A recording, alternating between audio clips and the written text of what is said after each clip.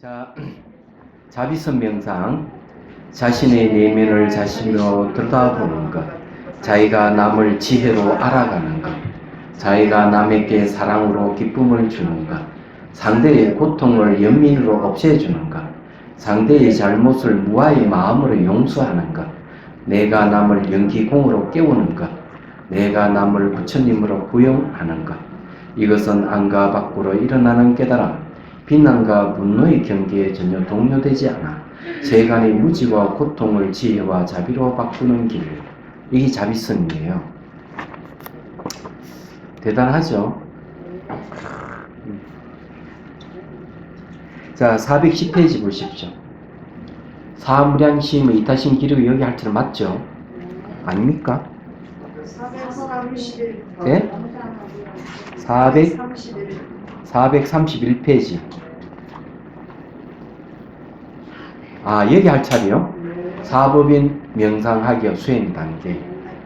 자, 앞에는 이제 사무량심에 대한 이야기라면은, 이제는 사법인에 대한 명상인데, 이 사법인 명상을 자비수관이라고 하기도 하지만, 또는 순수 이파사나 수행했을 때 나타나는 경계이기도 해요.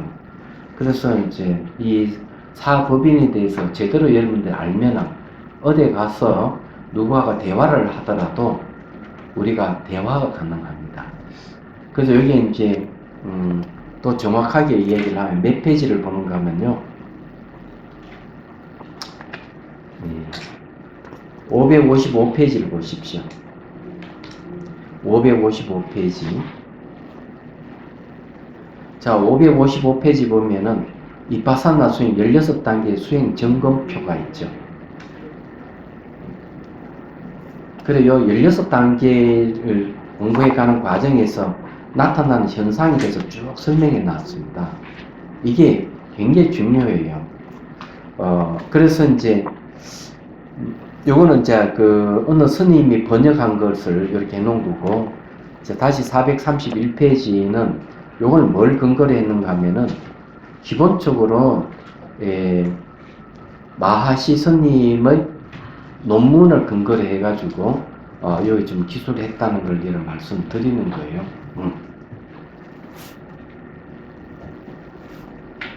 제가 미얀마로 수행하기 전에 저 송강 살 때인데 어느 사가 어떤 수행 현상이 생겼는데 그것이 무엇인지를 몰라가지고 스님들을 찾아다니면서 묻고 있다는 소문을 들은 적이 있어요.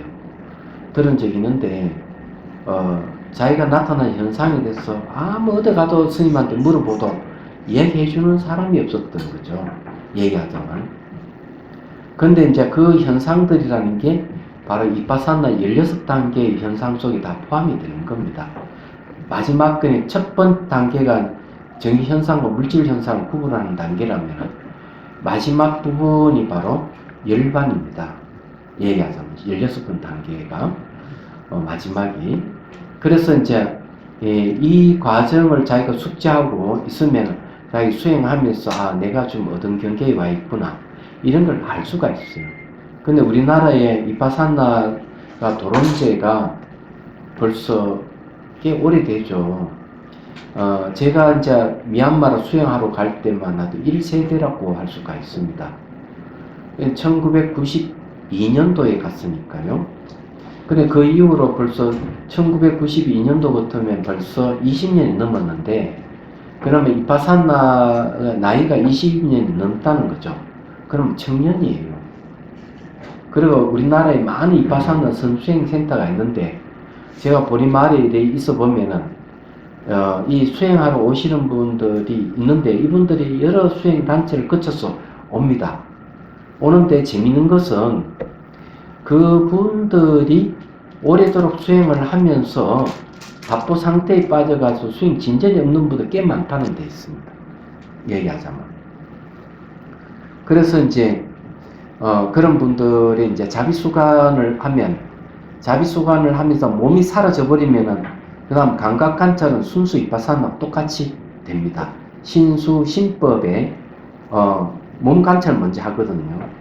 몸 관찰을 보통 할 때는 이 경전에서는 이제 수식관하고 부정관 요즘 못해요. 왜냐하면 요즘 시신 다 태워버리기 때문에 시신에 서가는 1단계를 관찰한다는 게, 관상한다는 게 쉽지 않습니다. 그러면 이제 몸 관찰을 주로 하는 게 수식관인데, 호흡 관찰은 지혜를 일으키는 방법이 아니에요. 선정을 얻는 방법이에요. 근데 저는 과감하게 그걸 탈피를 했습니다. 탈피를 하고 호흡 관찰이 아니고 바로 순수 이파사나 수행이 하듯이 몸에 일어난 현상을 관찰하도록 하는데, 여기에 조금 문제가 있어요. 사람들은 몸 관찰을 하라 그러면은, 제 경험상도 처음에 미얀마 가서 몸 관찰을 하라, 굉장히 어려웠습니다. 이 관찰을 하는지 안 하는지 알 수도 없어요. 근데 거기는 뭐를 얘기하나, 배가 들어갔다 나갔다 하는 걸 관찰하게끔 합니다. 그럼 배가 일어나고 사라지는 걸 관찰하다 보면은 진짜 피부의 감각이 일어나고 사라지는 관찰이 가능해요. 이 방법을 제시한 게 마시 스님 방법이에요. 근데 저는 생각해 보니까 그보다 조금 더 빠르게 나타나는 방법이 없을까 생각이, 자비손의 방편을 사용하게 됐어요. 상상이 자비손을 몸을 쓰다보면 현상도 더 빨리 일어납니다. 그러면 이 감각이 일어나고 사라지는 관찰이 더 쉬워요. 이 방법이. 그리고 이거는 몸이 더 빨리 건강해지기도 하고. 이런 방법을 사용한. 그래서 신수신법 중에서 몸 관찰을 할 때 수식관이라든지 배호흡 관찰하는 것보다는 저는 자비손이라는 방편을 사용해서 거기에 접촉해서 일어나는 감각 관찰하도록 하는 자비수관을 제시하게 된 거죠. 여기에는 뭐가 있는가 하면은 자비심을 기르는 것도 같이 하기 때문에 이 방편이 제가 보기에는 현대 사람에게 더 맞다, 그렇게 생각을 하는 거예요. 근데 몸이 사라져 버리면은 방편을 버리고 바로 몸의 감각 관찰을 바로 들어가는 거죠. 몸의 감각이 일어나고 사라지는 관찰은 이제 순수 이빠산으로 들어가는 겁니다. 순수 이빠산으로 들어가는데 여기는 또 다른 게 있어요. 몸이 사라지는 것은 거친 데서 미시한 데로 들어간다. 거친 것은 뭘 얘기하는가? 몸 형태 거친 건데, 이게 사라지면 이제 미시한 데로 마음의 영역으로 들어가는 거죠. 마음의 영역, 감각도 마음의 영역의 한 부분이에요. 그러면 몸이 사라지면 그때부터 대성 사마타하고 바로 연결됩니다.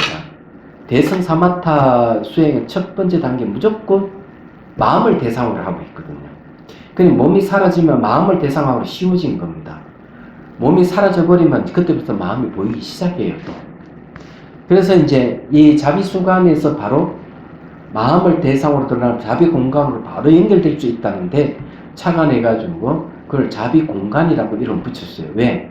자비수관이가 자비심이 생긴 상태에서 몸 사라짐을 관찰하게 되고, 그 대성으로 넘어가기 때문에 그냥 바로 공성을 관찰하게 되는, 되게 적당한 이름 필요하잖아요. 그래서 앞에 자비가 배양되어 있기 때문에 자비라는 말에서 자비공간, 공성을 관찰하는 자비공간이라는 이름을 붙였던 거죠. 그렇지만은 엄밀히 따지면은 대성 사마타와 대성 이파사나 수행입니다. 그렇게 이제 붙인 거는 이제 이건 간단해요. 옛날 묵은 것을 들고 나오면 사람들은 시시해야 하고 벌써 유행이 지난 것이라서 관심을 안 가져요. 그래도 자비공간이라든지 자비수관의 이름은 적어도 한 500년 가야 되지 않을까, 저는 그런 생각을 해요. 그래서 새로운 이름으로 내용은 전통의 이 사마타 이파사나 체계를 그대로 갖고 있지만 디자인이 조금 다를 뿐이죠. 그것도 시대에 따라서. 그래서 수행도 유행을 탄다 저는 생각을 해요. 가나선이 그렇게 좋은데도 불구하고 가나선 손 못 대잖아요, 사람들이 얘기하자면. 그래서 가나선 개혁을 해야 되는데 그걸 제가 한번 손 대보려고 해요. 어떤 식으로 개혁할 것이냐 하면 가나선 안내서를 한번 만들려고 그래요. 그래서 이제 그와 마찬가지로 이 수행도 대성 사마타, 대성 이파사나 이러면은 좀 식상할 것 같아서 자비공간이라고 붙이고, 순수 이파사나라는 말도 많이 쓰지만은 자비수관이라는 이름이 훨씬 사람들에게 와닿지 않을까. 그래서 이름을 그렇게 붙인 거예요. 그래서 이제 여러분 사법인 명상하기 수행이라는 게 디자인만 좀 다를 뿐이지 내용은 옛날 전통 방식이라는 걸 말씀드립니다. 그리고 또 한 가지, 수행을 하면서 사람들이 엄청 착각을 많이 해요. 어떤 착각을 하는가 하면은 느끼는 것을 수행이라고 생각하는 사람은 굉장히 많이 생기고, 좀 힐링되는 걸 수행이라고 명상이라고 생각하는 사람 너무 많아졌어요. 그래서 그런 분들은 수행 진전이 별로 없어요. 그래서 그냥 살짝 좋으면 좋다 하는 수준에 끝나버리고, 그러기 때문에 진득하게 수행해 나가는 게 없어졌다는 데 있습니다. 그래서 수행은 평생을 하고 다음 생도 한다 생각을 하는 게 좋거든요. 그래야 깨달음도 없고 자유인이 되는데, 그래서 여기에서 이제 강의를 하고 수행 지도하는 이 내용들은 자, 본격적으로 그냥 힐링 정도 수준에서 넘어서서 저 깊이 가고자 하는 분들에게 필요한 강의다. 네, 이렇게 말씀드리기 쉽습니다. 서론이 너무 길었나? 자, 몸깨침의 뜻. 몸깨침은 몸의 관찰에서 수행이 시작됩니다. 몸깨침의 목적은 몸 관찰을 통해 생기는 감각, 마음, 법의 현상을 삼법이론 관찰하여 열반을 얻는 데 있습니다. 열반을 얻는 몸을 해탈신이라고 합니다. 그러니까 해탈신이라는 말은 해탈이라는 건 자유자재, 자유로움을 얘기하죠. 자유로운 몸, 네, 이런 뜻이에요. 수행의 궁극적 목적은 해탈신의 열반을 넘어 보리심을 일으켜 중심 구제를 목적으로 합니다. 몸깨침 수행을 자비수관이라고 이름 붙인 이유는 몸깨침을 통해 바로 자비를 뿌리로 하는 보리심을 일으켜 마음깨침으로 이어지기 때문입니다. 자비수관이 몸깨침이라는 것은 사법인의 이파사나 16단계의 경계입니다. 집중과 관찰의 대상은 몸과 마음입니다. 우리는 몸과 마음을 좌우로 얘기합니다. 때문에 참으로 몸과 마음을 좌우로 볼 수 있는지를 살펴보고자 합니다. 자, 여기 이제 말로 사는 것보다 그래도 그림을 한 번씩 그려가면서 하는 게 좋겠죠.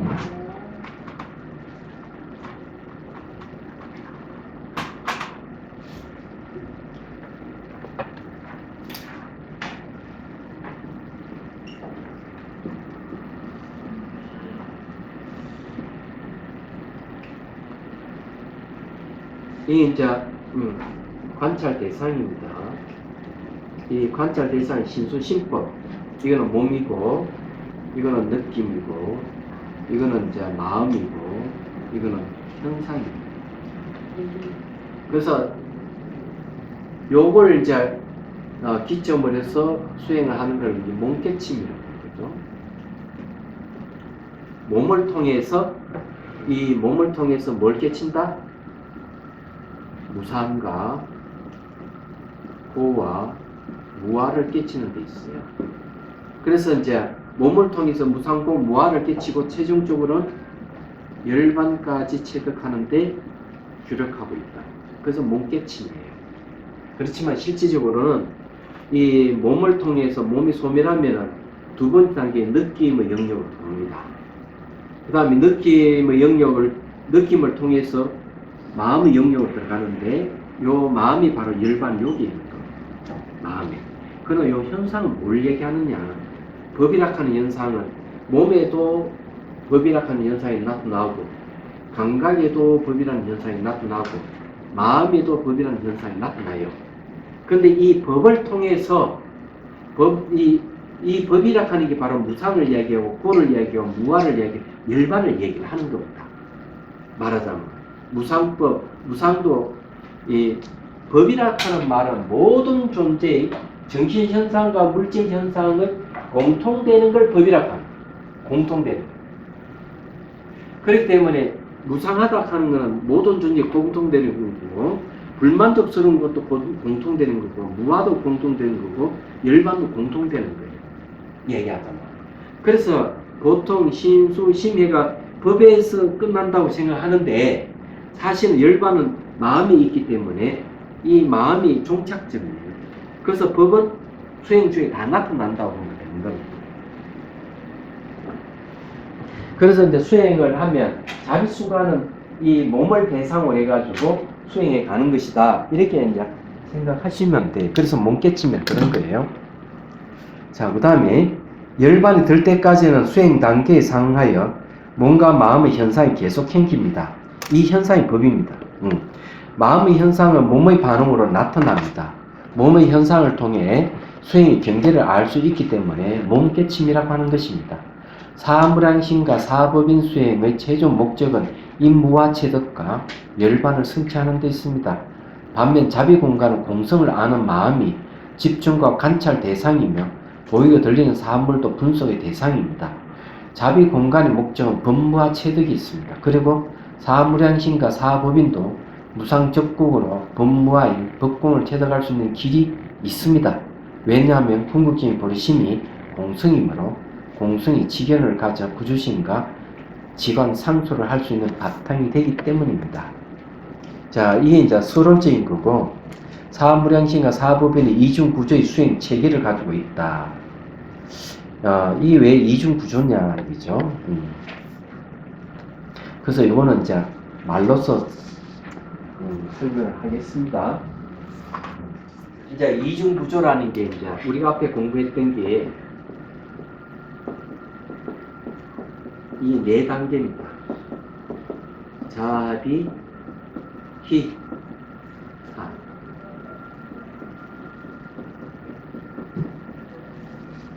자비사 사무량심이고요. 여기에 상대되는 게 이제 우산, 고, 무와, 열반이에요. 그리고 이걸 공성을 얘기합니다. 이게 이중구조로 되어 있어요. 이게 이제 사무량심이고 요거는 사법인입니다. 네 가지 바뀌지 않는 진리라는 뜻이죠. 근데 여기 이제 이렇게 이중구조로 될 수 있는 게 방편이 특이해서 그래요. 방편이 바로 자비손이에요. 자비손으로 몸을 이렇게 삼아주는 것이, 이 몸을 삼아주는 게 사랑이에요. 그래서 몸을 이렇게 사랑을 해주면은 뭐가 나타나? 몸이 무상입니다. 변화가. 그 변화를 잘 관찰해보면 이제 지혜가 개발되는데 뭘 알 수가 있는가? 무상하니까 괴롭다 하는 걸 알게 돼요. 현상적인 것은 계속 무너진다. 현상이 무너지고 사라지는 거예요. 그걸 고라고 하는 거예요. 무상하게 변하는 건 다 현상을 험악한 거예요. 그 고를 통해 가지고 이 고가 나타날 때 비로소 연미심으로 이 고를 대하는 거예요. 그 비무량심을 키우는 거죠. 그게 통증도 있고 정신적 고뇌도 있지만 한편 이치식으로 무너지 간다는 거예요. 그걸 이제 보게 됩니다. 그러면 이제 그 다음에 나타나는 게 뭔가, 고를 통해서 나타나는 무아가 나타나요. 무아가 나타나면은 상대적으로 기쁨이 생겨요. 얘기하자면. 그 다음에 이제 마음이 평정 상태에 들어가면은 열반이 들어가는 거죠. 또는 공성을 알아서 대성의 수행으로 가는 거예요. 이렇게 이 구조가 이렇게 되어 있습니다. 얘기하자면은, 그래서 이중구조라고 얘기했던 거예요. 자비손이라는 게 왜 저게 자비라는 말이 쓰는가 하면은, 이건 한 번 더 얘기를 하지만, 이 자비수관을 해가지고 이 두상이 바뀌신 분이 공식적으로 두 사람이 있어요. 한 분은 진여신 보살님, 목동에 사시는 보살, 연세가 이제 많으시가 못 나오셔요. 이분 늘 머리에 두통이 있어가지고 미국까지 갔지만 이 두통을 해소를 못하다가 자비수관 하면서 머리 두통이 몇십 년 동안 고생했던 두통이 사라져 버렸어요. 그 어느 날 미장원에 갔더니만 아니 할머니 두상이 바뀌었습니다. 두상이 바뀌었어요. 그래서 자기들이 만져보니까 이 축두에 빵빵하게 생긴 그전에 없었던 부분이 생긴 지도가 머리 지도가 바뀌어버린 거예요. 부산에 또 한 분이 선생님인데 이분도 두상이 바뀌었어요. 근데 왜 자비수관을 하는데 머리가 바뀔까? 두뇌가 왜 안에 이게 바뀔까 하는 거죠. 이런 이유가 있습니다. 자비손을 이렇게 상상의 손이지만 이렇게 접촉을 하게 되면은 접촉에서 감각이 일어나요. 촉수상행 하듯이 촉 다음에 접촉 다음에 감각이 일어나고 감각 때문에 표상작용과 그 다음에 형성작용이 일어나고 판단작용이 일어나요. 이게 이제 심리가 흐르는 건데 이 접촉에서 첫 번째 일어나는 심리가 감각이에요. 느낌입니다. 근데 이 느낌은 접촉에서 오는 느낌은 바로 말초신경을 해서 중추신경을 해서 어디로 가는가 하면 머리 쪽으로 옵니다. 그 정보가 대뇌피지 그 정보가 입력된다 그러죠. 그래서 이제 아이들이 이제 태어났을 때 어머니가 딱 하는 행동이 뭐냐면은 그냥 이렇게 쓰다머주고 이게 들었다 놨다 이렇게 하고 같이 옹알이하고 이렇게 하는 거죠. 그게 접촉이에요. 그래서 접촉을 하게 되면 아이는 오감을 통해서 어머니를 알아가기 시작하는 거예요. 눈으로 어머니를 보고 코로 냄새를 맡고 접촉에서 촉감을 느끼고 그 다음에 젖을 물면서 맛을 음미하고 옹알이하면 소리를 듣고 이 5가지 오감을 활용해가지고 어머니를 알아가는데 그것이 중추신경을 해서 뇌신경세포를 형성시켜요. 접촉에 의해 가지고. 그래서 아이를 갖다가 이제 분리시켜 놓으면 아이가 죽어버립니다.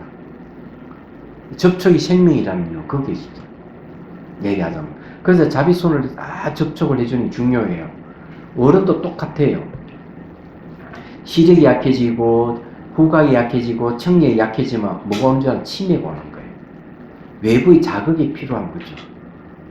근데 공통점이 어린 나이나 어른의 공통점이 뭔가 하면 뇌신경세포가 새롭게 생성된다는 게 있습니다. 얘기하자면 정보를 받아들여가지고 그 정보에 따라서 뇌신경세포가 네트워크가 형성되는 거죠.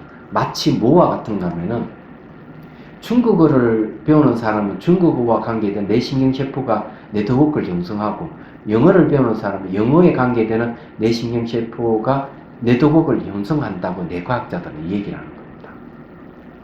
그럼 제가 가장 많이 이 뇌신경세포가 네트워크를 형성하고 있는 게 뭘까? 강의하는 것, 법문하는 것, 수행 지도하는 것, 수행하는 여기에 대해서 전부 다 형성되어 있어. 다른 건 잘 몰라요. 그럼 여러분들도 자기가 한 분야에 그런 뇌신경세포가 아마 형성되어 있을 거예요. 얘기하자면. 그런데 이제 자비손이 그런 역할을 하는 거죠. 그래 해가 이 두상이 바뀌어버리는 겁니다. 그래서 다음에 제가 이제 이 책을 정복하는 낼 책이 하나 있어요. 지금 교정 보고 있는데 뇌과학과 자비수관입니다. 근데 이제 뇌과학과 자비수관하는 게 아무도 알아먹는 사람이 없어 제목을 바꾸려고 합니다. 제목을 바꾸려고. 명상을 하면 두뇌가 바뀐다는 식으로 바꿔볼까. 그 좋은 방법이 있을 거라 싶습니다. 그래서 이제 조금 더 부족한 부분을 다시 채우고 해서 얇은 책을 조금 두껍게 해가지고 이 지금 명상 깨달음을 논하다의 이 개론수랑 정도 되는 정도로 이제 책을 좀 꾸며보려고 합니다. 그래서 이제 이 자비손이라고 하는 방편이 접촉을 하기 때문에 주는 거예요. 주는 것이기 때문에 사랑이 생기고 몸의 통증이라든 정신적 고뇌에 대해서 그 다음에 이치적으로 무너지는 것에 대해서 연민심을 일으키게 하는 거예요. 얘기하자면. 그래서 이게 이제 이중구조로 되어 있다 하는 얘기가 돼. 그래서 이 얘기를 하는 겁니다. 자, 그 다음에 433페이지 또 다른 수행의 종착지에 대한 얘기입니다. 이게 무슨 말이냐면요. 자비희사는 무상고음 무와 공과 상응합니다. 이 상응은 보리심을 일으키고 그 다음 단계의 무분별지로 이어집니다. 자비희사는 감성적인 마음이며 무상고음 무와 공은 이성적 지혜를 일으킵니다. 이 네 가지 감성적 마음과 네 가지 이성적 지혜가 상응하여 중생년, 법연, 무연의 자비수강 수행 경계가 나타납니다. 중생연이라는 말이 무슨 말인가 하면요. 모든 생명체와 인연을 가지고 있는 건 중생연이에요. 그래서 살아있는 생명에 대한 사랑과 연민심을 일으키면 중생연 자비예요. 근데 거기에서 한 발 더 나아가면 법연자비가 있는데 생명체를 그냥 막연하게 사랑과 연민심을 대하는 게 아니고 법으로 대하는 걸 법연자비라고 그래요. 법으로 본다 하는 평등하게 대한다는 거죠. 사람과 동물이고 모든 생명체는 똑같이 평등하게 대하는 마음이 법연자비입니다. 그 여기서 조금 더 깊이 한 발 더 나아가면 현상 자체는 법이라고 하는 현상을 살펴보면 내재한 실체가 없다 하는 걸 확실히 알아요. 내재한 실체가 없는 그 자리는 주객이 없어요. 그러면 그게 뭐냐면 무연입니다. 그래서 무연자비가 등장합니다. 그래서 자비라고 하는 것도 수준이 이렇게 단계가 다른 겁니다. 얘기하자면. 자비수관을 하시는 분 중에서 어떤 분이 있는가 하면 조금 이분은 이제 하다가 몸에서 비린내가 막 나는 거예요. 아, 이 생선 비린내가 왜 나지? 이 사람 재미하다가 알았어요. 이분은 저기 내 살았는가 하면은 저기 광양 제철에 남편이 거기 근무를 하니까 그 광양 제철 부근에 이제 그 살면서 늘 먹는 게 바로 생선이야. 다른 건 안 먹는, 생선을 좋아하면 늘 먹는 거예요. 그게 바로 생선 비린내. 몸에 저장된 정보는 생선 비린내입니다. 쓰다 보면 그게 막 나타납니다. 어떤 분은 막 손가락 끝에서 미꾸라지가 막 흘러나오는 분도 계십니다. 남편을 위해서 미꾸라지를 막 사가지고 추탕을 해드리는, 자기는 안 먹고 남편을 위해서. 근데 그 정보가 몸에 배어가지고 그런 이미지가 막 나타납니다. 자비수관의 특징이 뭘 얘기하는가 하면은 이 이제 쓰다먹 주면은 몸에 기회를 확 열어주죠. 근데 그런 역할만 하는 게 아니에요. 몸에 저장되어 있는 정보들 튀어나오게끔 하는 역할을 합니다. 그래서 자기가 막 괴롭고 힘들 때 자비수관을 하면은 그 원인이 영상으로 탁 나올 때가 있어요. 얘기하죠. 그래서 어떤 분은 부딪히고 이래 부딪히기 싫어하는데 하다 보면 40년 전에 놀다가 팔 부러진 사건이 탁 나타나는 거예요. 이 손에, 이 부러진 부분에 손이 지나가니까 그 정보가 발현에서 탁 나타나면서, 내가 왜 사람 부딪히는 거, 물건 부딪히고 사람 부딪히는 왜 싫어하는지 그때 알게 돼요. 팔을 부러뜨렸기 때문에. 그 팔을 부러뜨릴 때도 막 고함을 질러 아파가지고, 식은땀 흐르면서. 옛날 그때 아팠던 그대로 재현이 됩니다. 얘기하죠. 그런 분이 계셨어요. 그래서 자비소는 마음속에 저장되어 있는 각가지 정보들이 튀어나오게끔 하는 역할을 해주기 때문에 자비손이라는 말을 쓰는 겁니다. 그래서 이제 튀어나오는 것을 이성적, 그냥 무상고 무아를 관찰하게끔 지혜를 일으키는 거죠. 그 자비손의 역할은 하나는 이성적, 하나는 감성적, 이 두 부분을 다 아우르고 있다는 걸 여러분 아셔야 돼요. 그래서 이 내용이 이제 그런 얘기입니다. 자, 그 다음에 이제 읽어볼게요. 중생년은 친숙함과 원한을 떠나서 차별 없이 모든 중생에게 두루 이익을 주는 것입니다. 그는 아궁과 법궁의 지혜가 아직 약합니다. 법연은 아궁의 경지이고 무연은 법궁의 경지입니다. 자비수가는 사와 공이 상응하는 이 단계에서 아궁의 체득과 법궁의 수행이 시작됩니다. 이것이 자비공간의 시작입니다. 그리고 자비수관의 수행 단계에서는 이빠사나 7천경의 16단계가 적용됩니다. 자비수관은 3법인 관찰이 이주이기 때문입니다. 3법인 그 다음에 뭡니까? 일반이죠. 그래서 4법인이라는 거죠. 사법인을 착 펼치면 16단계가 됩니다. 줄이면 7,000경이 되겠죠. 더 줄이면 4단계고요. 비록 이빠사나 지혜 16단계가 자비히사의 감성적 4단계의 마음속에 이루어지지만 수행자 성향에 따라 수행 속도와 4단계 과정이 일정하게 적용되지는 않습니다. 예를 들자면 4단계의 무상 관찰을 하다가 무상 적공에 대해 바로 자비수간 4번째 단계인 사와 공이 상한 단계를 건너뛸 수도 있습니다. 비희사도 마찬가지입니다. 이 건너뛴다고 얘기를 하는 것은 뭐냐면은 이 공성으로 들어가 버리면 그럴 가능성도 있다는 거죠. 자비수간 4번의 단계 4단계는 이빠산 16단계 가운데 11번의 단계에 해당하는 평정의 지혜를 얻는 경계입니다. 11번째가 뭘 얘기하는가 하면 초연해지는 현상이 초연해지는 지혜를 얻는 단계예요. 이것은 사무량심의 불일사자의 사무량심은 무분별히 평등한 상황입니다. 이 불일사자 4단계의 선정에서 이파사나 지혜가 상승하여 16단계의 도와 가를 얻는 열반에 들어갑니다. 그러나 사와 열반이 상한 4번 단계에서 중경을 부재하고자 하는 보리심을 일으켜 열반에 머물지 않고 궁극적 보리심이 공성관초로 나아갈 수도 있습니다. 또한 열반이 이르지 못해도 삼법인의 지혜가 분명하면 보리심에 의하여 공성에 대한 이해가 생겨 사와 공이 상하는 4번째 단계에 이르러 5번의 단계의 무분별지로 나아갈 수 있습니다. 그래서 이제 이게 좀 상관계류이기 때문에 이렇게 된다는 거죠.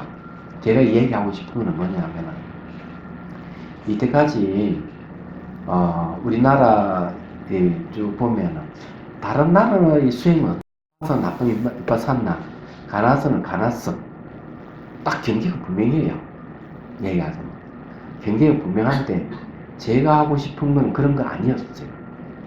왜냐면요 이빠사나 16단계를 수행해가면서 최종적 열반을 얻어가지고 수다원, 사담, 안암, 아랑가를 얻는다고 합시다. 근데 이것도 도와 가를 나누면 8단계라는 거죠. 그럼 이 8단계가 대성의 초지, 2지, 3지, 4지, 8지까지 8단계 딱 맞아요. 경계가 딱 맞기 때문에 저는 그것을 보고 뭘 생각했는가 하면 대성을 수행을 하든 소승을 수행하든 수행 경계가 서로 겹쳐지는 부분이 분명히 있다는 걸 알게 된 거예요. 얘기하자면.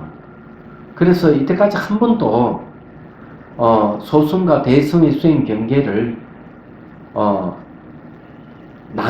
나누어서 보는 이런 경계를 한 번도 이렇게 공통될 수 있는 부분을 드러낸 적은 없다고 생각해요. 가나선 수행하면서 이빠사나 수행하고 경계가 겹쳐지는 건 없잖아요. 근데 저는 가감하게 이빠사나 수행과 대성의 사마타 수행 쪽과 서로가 경계가 겹쳐지는 부분이 있다고 보는 겁니다. 제가 수행 경험을 봐가지고 그래서 가감하게 이걸 갖다가 연결시켜 놓은 겁니다. 이렇게 한 것은 또 근거가 또 있어요. 법화경에 보면은 소승의 아라한도 대성의 보살의 길을 갈 수 있다는 걸 제시하는 법화경 가르침입니다. 그러면은 이파사나 수행을 하더라도 보리심을 일으키면 대성의 길을 간다는 거예요. 보리심이 있느냐 없느냐가 소승이냐 대성이냐 결정하는 거예요. 그게. 그렇다면 보리심을 일으킨 자가 소승의 수행하면서 보리심을 일으켰다면 그 수행은 대성의 수행이 되는 거고 당연히 대성의 수행과 겹쳐질 수밖에 없는 거죠. 이건 제가 차감해서 본 바입니다. 제가 수행자가 아니라면 이런 생각을 갖지 않을 건데 수행을 하다 보니까 겹쳐진다는 사실을 알게 된 거죠. 그래서 이렇게 딱 연결시켜 놓은 겁니다. 말하자면은 어찌 보면은 이게 30년 후에 나올 이야기를 지금 하고 있는지를 모르고 있어요. 그렇지 않으면은 나와 같은 생각을 하시는 분이 아마 이걸 어디서 주장하고 있을지도 몰라요. 제가 이랬다면 다른 수행자도 이런 생각을 갖고 있었겠죠. 근데 이번에 명상 포럼 때 보니까 김재성 교수가 그 얘기를 하고 있더라고요. 얘기하자면 제가 이 논문의 안에 보면 도표를 그려서 보여주니까 그걸 보고 아이고 스님 다 해버렸네. 자기가 하고 싶었던 거 다 해버렸네. 진짜. 김열근 이 거사님도 뭘 이야기하는가 하면 처음에 남방 이빠사나를 하다가 지금 대승 이빠사나 얘기하고 있거든요. 그래 자기는 남방 이빠사나와 대승 이빠사나를 연결시켜 보고 싶다는 거죠. 그럼 제가 벌써 하고 있는 거죠. 왜 나와 같은 사람 왜 없겠느냐 이거죠. 있다고 하는 거죠. 얘기하자면 시대가 바뀌었다 말하자면은 예, 그래서 요 얘기를 제가 하는 겁니다. 자, 그 다음에 한번 보죠. 그게 5단계가 무분별지의 단계가 바로 이제 대승 이빠사나에서 무분별지가 나옵니다. 자, 그 다음에 또는 중론과 그 밖의 경론에서 공성을 공부하여 공성이 이해가 생겼다면 충분히 버리사자 4단계에서 대승 이빠사나를 수행할 수가 있습니다. 그 이유는 넉삭자의 사무량심은 중생을 향한 무량한 마음이기 때문입니다. 그러므로 중생을 돕고자 하는 열망과 중생을 효과적으로 돕기 위해 위험한 깨달음을 얻고자 얻으려는 열망이 버리심의 내용이며 이러한 이타적 의도는 사무량심이 확장된 것입니다. 그런데 이 이야기는 제가 처음 한 얘기는 절대로 아닙니다. 사무량심의 확장이 버리심이다 이렇게 이야기하신 주장하시는 분이 달라이 라마 스님이에요.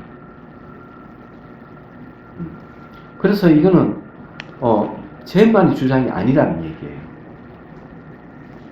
또한 공성이 궁극적인 버리심이라는 것은 중생을 중생이라고 부르지만 중생에게는 중생이라는 자성이 없기 때문입니다. 자체 성품이 없어요. 즉 자성이 공하다는 것입니다. 이 사실을 아는 수행자는 자신의 본성이 공성인 줄 알고 범부가 성인이 되고 중생의 부처가 될 수 있다는 희망을 보게 됩니다. 뿐만 아니라 중생을 돕고자 하는 열망이 일어납니다.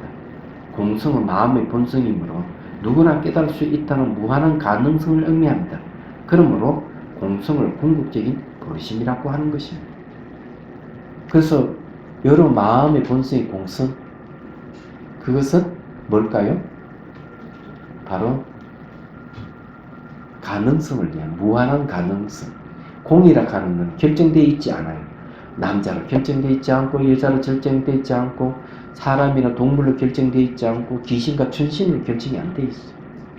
공이라 하는 여러분 모습은 남자의 모습, 여자의 모습을 갖고 있는데도 불구하고 우리 마음의 본성은 결정이 안 되어 있어요. 그래서 자기의 의지에 따라서 남자도 되고 여자도 되는 거예요. 그래서 여러분들이 남녀의 모습을 갖고 있는 건 여러분 의지에 의해서 된 거예요. 다음 생도 그렇게 될 거예요. 그래서 이 마음의 본성 자체가 원래 결정이 안 돼 있다면 범부가 성인이 될 수 있고 중생이 얼마든지 부처가 될 수 있다는 것이죠. 이게 굉장히 희망적이잖아요. 그렇게 될 수 있다는 게 그 마음이 버리심이에요. 그래서 버리심이 근원이 공성이다 이렇게 얘기하는 이유가 거기 있는 거예요. 이게 제가 뭐 피를 토하듯이 열변을 해본들 귀에 안 들어오는 분이 있다면 어쩔 수 없죠. 그죠? 자, 요거는 뭐 여기까지만 하고 제가 명상합시다. 자, 오늘부터 같이 명상을 한 10분씩은 하겠습니다. 나머지는 다음 시간에 하고요. 이런 공부는 이 시간부터는 이제 같이 명상하는 시간을 갖도록 하겠습니다. 그리고 이제 여러분들하고 이 10분 수행한 거에 대해서 정문적답을 하도록 하죠. 이 코칭하는 거거든요. 그렇게 해서 이제 뭐 아무 질문에 대해서 괜찮아요. 그것 제가 다 수행에 관계되는 건 다 얘기해 드릴 테니까. 자, 이제 자비수관을 한번 합시다. 그 몸 사라지면 이제 순수 이파사나로 들어가는 거니까 또 그때는 그걸 또 알게 드릴게요. 방법을 간단하게 얘기를 하죠. 요 가슴에서 하얀 연꽃봉오리가 쫙 솟아서 목을 통해 정수리를 쫙 피는 걸 상상하도록 하십시오. 근데 하기 전에 미리 알아야 될 것이 하나 있어요. 이걸 알고 수행하면은 왜 그렇게 해야 되는지를 이유를 알게 됩니다. 자, 그것이 뭐냐면 이거예요. 꿈과 상상과 현실 세 가지는 같다 하는 얘기. 이걸 항상 기억을 해두셔야 돼요. 꿈속에서도 강도를 만나면 땀을 흘리고 그렇죠. 몸이 신체적 반응이 오는 거죠. 상상 속에 골프를 쳐도 생각이 들면 실제 골프 친 거 똑같이 나타나요. 현실도 마찬가지예요. 그래서 이 꿈과 상상의 현실이 똑같이 몸의 반응이 일어나는데 그 이유가 있어요. 그 이유가 뭐냐 하면은 꿈속에서도 사물을 인식하고 대상을 인식하고 상상 속에서도 대상을 인식하고 현실도 인식하기 때문에 인식의 결과로서 몸이 반응을 하는 겁니다. 그럼 여기서 용꽃봉우리 상상해서 올리는 건 내가 지켜보고 내가 이미지를 만들어서 지켜보고 있기 때문에 인식하고 있는 거죠. 그렇기 때문에 그 몸이 반응이 오게 됩니다. 그리고 이제 가슴에서 정수리까지 이 통로는 의식이 정수리에서 가슴으로 내려왔다가 가슴에 정수리로 올라가는 통로이기도 합니다. 그래서 여러분들 수행을 하다 보면은 선정이 일어날 때는 의식이 가슴으로 내려오게 돼 있어요. 얘기하자면 가슴에 내려와가지고 가슴에서 보고 두고 다 해요. 이런 현상을 난주 경험하게 됩니다. 수행을 하게 되면. 그래서 일부러 여기서 그 가슴에서 하얀 용꽃봉오리 쫙 솟아서 정수를 활짝 피게 하는 거는 계속 이 구간을 기회를 열어주는 역할을 해줘요. 이것이 첫 번째. 그 다음에 이제 왜 하얀 용꽃봉오리냐 하면 하얀색은 자비의 색깔이에요. 자비심이다. 그 다음 왜 하필 용꽃봉오리냐? 용꽃은 청정을 상징해요. 마음의 본성이 청정이에요. 그래서 정수리 연꽃이 쫙 피도록 하고 그 위에 이제 지혜와 자비의 형상화인 관심보살, 관자재보살이 앉아있다고 상상하셔야 돼요. 부처님도 괜찮아요. 그래서 미소를 띠고 앉아있다가 감로소변 머리에 물을 부어주는 걸 하셔야 돼요. 그런데 그 형상이 뭐냐면 나의 마음의 본성인 지혜와 자비의 형상이라는 거죠. 근데 이미지로 떠오르지 않는 분은 어떻게 하느냐? 그냥 샤워기를 상상해서 그냥 물을 부어주면 돼요. 물은 상상으로 물을 부어주는 건 쉽습니다. 그럼 제가 여러분이 가르쳐 드리는 건 자비 감노수관인데, 그럼 이 방법은 제가 창안한 것이냐? 절대로 아닙니다. 밀교 수행의 한 부분을 가져온 거예요. 얘기하자면. 제가 이걸 창안했다고 생각했지만, 밀교 수행법이 이게 있더라고요. 그래서 놀랬던 거예요. 그래서 직접 달라이 라마 스님께 여기 관계되는 법문을 들었습니다. 얘기하지만. 그런데 용꽃본이 솟아 올라가 용꽃 피는 방법은 거기는 없어요. 이거는 제가 임의대로 만든 거예요. 이미지를 떠올리는 것 자체가 고대 집중력을 가져온다는 거예요. 그 이미지를 떠올려서 보는 것은 마음의 눈을 여는 게 굉장히 쉽습니다. 마음의 눈이 열려야만 자기 마음을 볼 수가 있어요. 그래야 마음이 마음을 보지 못하는 경지에 갈 수가 있는 거예요. 그래서 이 방법을 사용하는 거예요. 그 방법은 굉장히 간단하지만 딱 10분만 하겠습니다. 10에 적어보고 하겠습니다.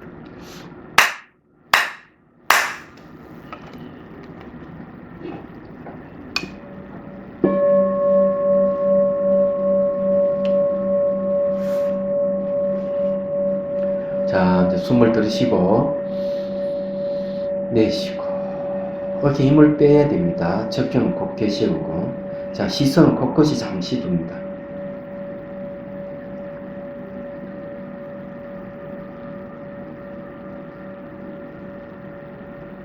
자, 눈을 감고 자, 가슴에 하얀 용꽃봉을 쭉 솟아서 정수리에 활짝 피는 걸 상상하십시오.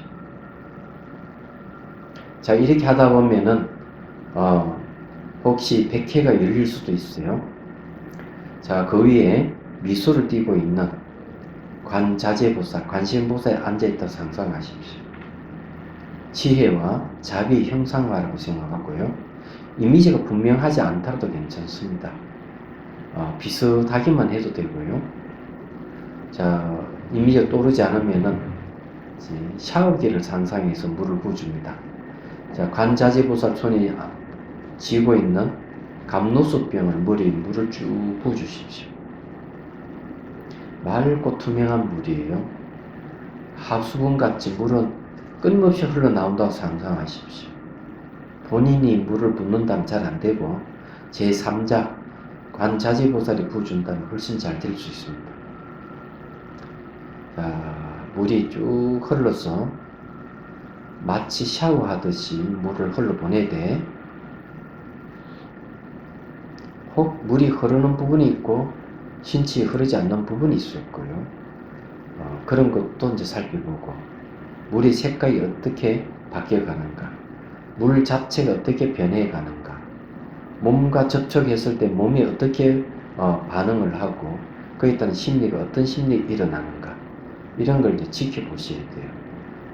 그냥 지켜보기만 하면 됩니다. 물을 계속 부어줍니다.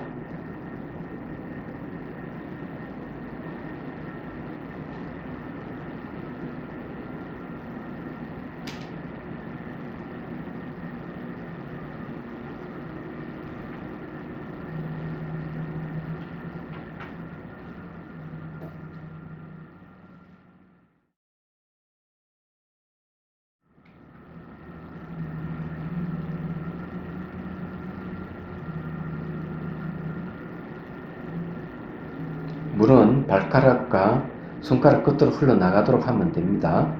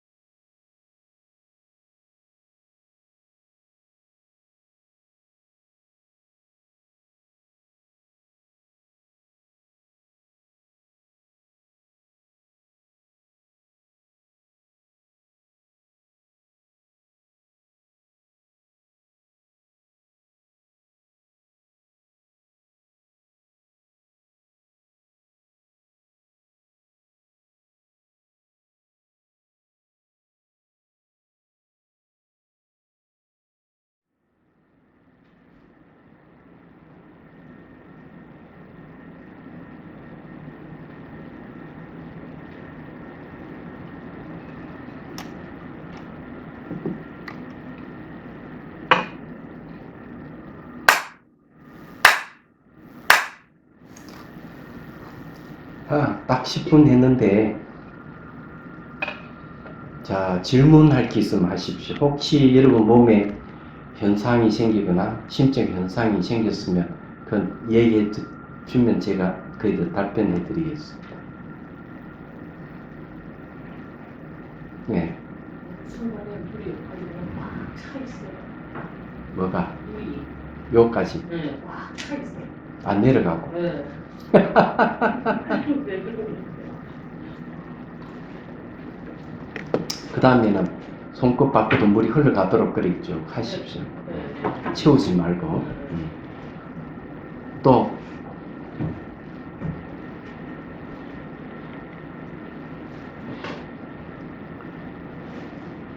아니 뭐 그냥 앉아 있지는 않았을 건데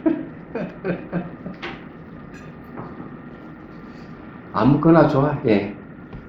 저는 그 현상을 알아차리는 거 하지만 자꾸 그걸 하고 있는 마음 상태 있잖아요. 뭐 애쓰거나 이런 것들이 더 위주로 애쓰는 게 있다. 네, 뭐 마음의 그 질이라고 할까? 애쓰거나 뭐 이렇게 어느 뭐 이렇게 문제로 하려고 하는 그런 마음 상태가 더 많이 알아차리는 그러면 그런 걸 이제 막 애를 써서 막 하려고 하면 그것 때문에 나중에 피곤해지고 나중에 뭐 안 되거든요. 그는 이제 수행하는 건 자체에는 의도가 들어가 있어요. 의도 들어가는데 이 수행의 의도는 몸통으로 생각하고 이 물을 붓는 이거는 손발이라고 생각하면 돼요. 그러면 나타나는 현상을 객관적으로 지켜봐야 돼요. 처음부터는 잘 안 되니까 그래서 계속 지켜보는 훈련하다 보면은 난지 움직임 같은 것도 보이고 이러거든요. 그리고 이제 이게 물을 붓고 이런 거 이제 익숙해지면 별로 어렵지 않게 되고 그런 거니까. 그래서 이제 막 애쓰는 게 이제 보이면은 그것도 하나의 자기가 캐치한 거는 수행이 되는 겁니다. 아, 내가 애를 쓰고 있구나. 그렇게 되기 때문에 그렇게 생각하고, 만일에 정말 내가 알아차린 힘이 좋으면 애쓰는 마음도 어떻게 바뀌어가는가 하고 지켜볼 수 있으면 훨씬 좋아요. 당장 그렇게는 지지는 않을 거라고 생각해요. 그는 이제 제3자가 물을 부어준다고 생각하는 게 하나 있고, 두 번째, 물은 위에서 그냥 아래로 흐르는 것이다 이를 생각하고 물을 부어주셔야 돼요. 그 다음에 물을 부으면서 몸이 이게 흐르는 부분이고 흐르지 않는 부분이고 어떤 정도까지 멈춰버리는 경우도 있고 여러 가지 현상이 있거든요. 그런 것을 얘기하면 그에 따라서 답변해 드릴 수가 있어요. 저는 심장이 엄청 두근거리고 자꾸 혓바닥이 공중에 가 있는 거 자꾸 들어서 거기를 자꾸 돌아왔다 다시 이래 말린다고요? 자꾸 공중에 떠 있더라고요. 혀가 2차장에 처음에 붙이고 하는데 그렇구나. 이게 심장이 두근거리면서 이렇게 몸의 현상을 알아차림 하다 보면 이렇게 다른 데도 보잖아요. 그러면은 자꾸 이렇게 공중에 떠서 이렇게 침이 보여 있으니까 이렇게 불편하니까 다시 이렇게 우선 그게 보이는 게 참 더 중요해요. 보인다는 게 이제는 그 마음이 눈이 생긴다는 게 있고요. 그 다음에 이제 심장이 두근두근 하고 이러는 거는 처음에는 이제 그럴지만 그 다음에는 한두 번 하면 그런 증세가 없어질 거예요. 얘기하자면 증세가 없어지고 두근두근 하는 것도 이렇게 어떻게 바뀌어가는가 지켜볼 수 있으면 훨씬 좋아요. 예. 그 다음에 침이 보이고 이러는 거는 이거는 이제 몸의 차원에서 봤을 때는 비장하고 관련이 있어요. 그냥 후천지기가 생기는 현상으로 침을 얘기를 합니다. 한의학에서. 그래서 이거는 이제 경험적으로 얘기하면 침이 고이면은 아래 위에 기운이 잘 소통되고 있다고 보면 되고 침은 삼키면 돼요.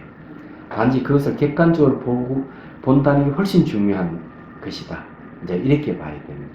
이 공중에 뜨고 있으면 뜬다고 이렇게 이제 보고 있으면 안 돼요.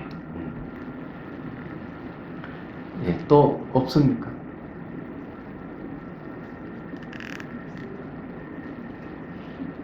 자, 이제 그 정도로 하고, 다음에 이제 여러분들이 집에서 연습을 하루에 10분씩 여러 번 하면 훨씬 좋아요.